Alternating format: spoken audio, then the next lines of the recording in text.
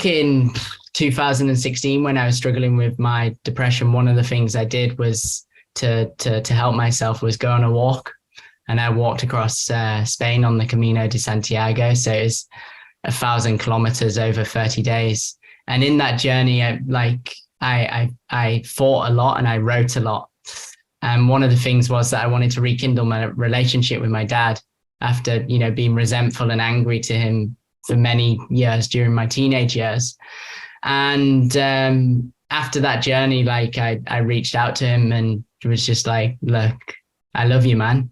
And I want to hear your perspective, because I'd just been trying to change him my whole life. Been like, no, you shouldn't drink. You should be like this.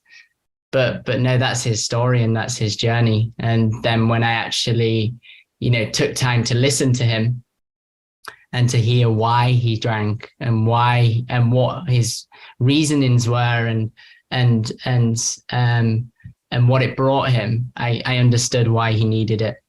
And maybe my perspective on whether he should quit or shouldn't quit has changed now to a degree. I don't believe he should quit at this point. It's too far in. Is that hard for you as his son, mate, after what you've done and what you've been through? How do you make peace with the fact that you see and you've seen for so long, and you've seen the impact of your dad's addiction on him and on you and on those around you, but now you've almost just had to accept it and let it go? I think for many years I was just embarrassed. That was the key feeling. Like I never wanted to introduce my mates to him because I didn't know how he would be, whether he'd be out of it, because when you're a kid, you want role models in your life, and I didn't really have that with my father. Well, I didn't see his good qualities because I just saw addicted alcoholic. But I actually have a really peaceful relationship with him now. In that we get on, we laugh like crazy. We're like kids. He's more like a mate, which is good. And when we ring him, it's always a jokey phone call and stuff. But I've accepted his alcoholism. I'm not trying to change him anymore, because I realized that I can't change him, and you can't change people. You can inspire by action. And interestingly, me quitting has inspired him to cut down. So last year of a year, he did 200 days without alcohol, which is pretty damn impressive. Wow. When you look at that. He's been drinking for nearly 40 years. Yeah, that's very cool. And I didn't tell him once to do it or anything. He just saw me not drinking and living life and having fun and all of that, and living a good life and doing good stuff. And he was like, I'm going to quit.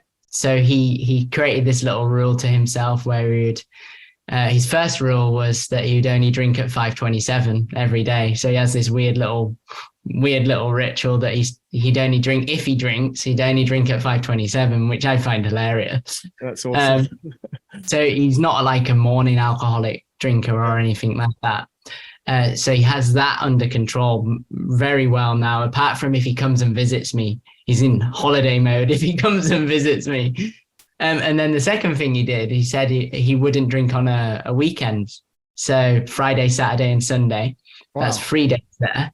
And that equated to, the 200 days over a year or whatever it is. I don't know, 4 days or whatever he did. Wow. And he managed, 200 days in a year of not drinking, which when you look at the long arc of a year, that's really impressive. Yeah, it's cool. That's really, really impressive.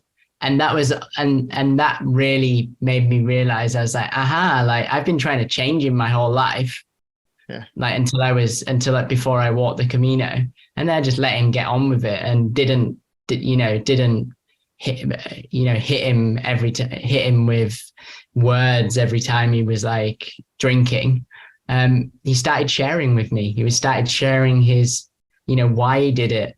Opposed to my sister, and I hope she's not listening to this, she just gives him a hard time still.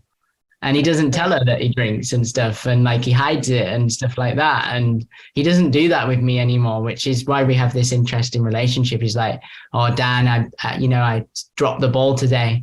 I ended up drinking this morning and whatever it is and stuff. He doesn't have a problem sharing with me, who's the person who doesn't drink.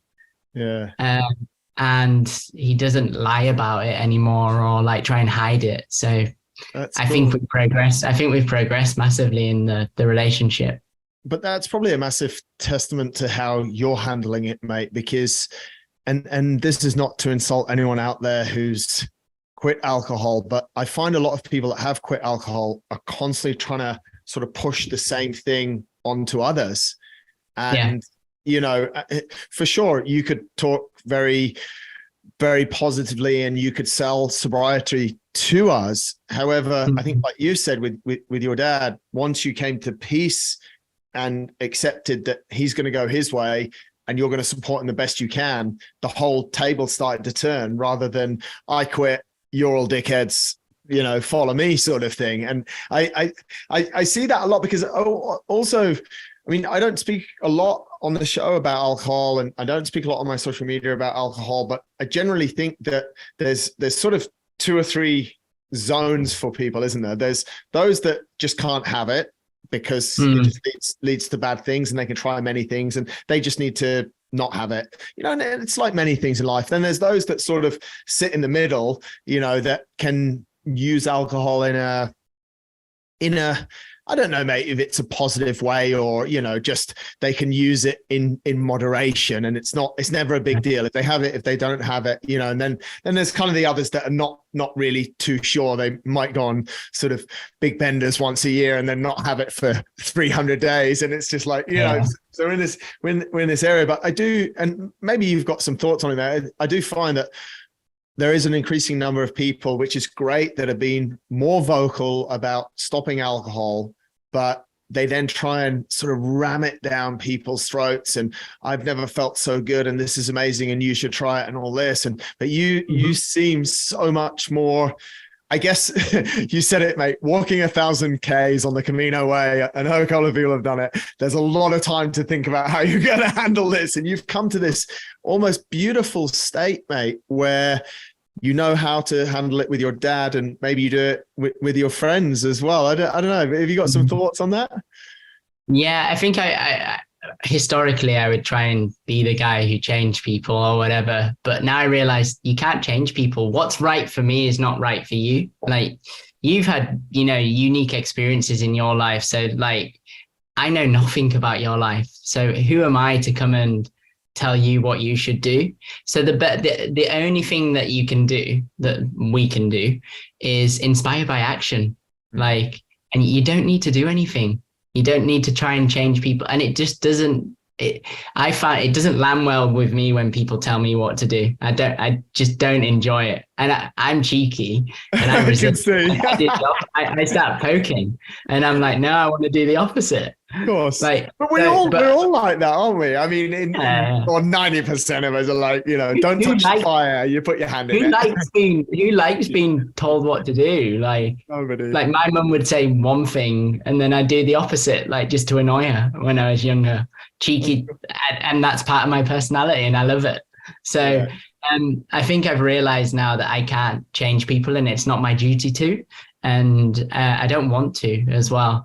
So I inspire by action, and that's kind of the philosophy that I go on. And as soon as I did that with my father, everything changed in a really positive direction. And yeah, I don't like seeing it as well, really. If it's this I'm better than you kind of attitude when you say that, like, oh, look, I'm doing this and you should be doing this as well. It implies that, like, that I know something you don't know, and maybe, and I don't like that, the kind of tone of that. No. So I wouldn't do it to somebody else now. And I actually go around, my narrative on alcohol now might surprise a few people, because I genuinely don't think it's a good idea for my dad to quit. Mm-hmm. I think it, in controlled moderation, in his moderation, which is, you know, these ideas of 527, only drinking at 527, and, you know, 3-4 days off it, and only drinking in the evening a couple of cans or a bit of red wine. I actually think that helps him. And I can give a very good example about this, because one of the rituals of my dad is that he hikes a hell of a lot. He loves mountains. He loves climbing. Noggin is a drink in England. Noggin means like just a little, a little swift one. He treats himself to a drink.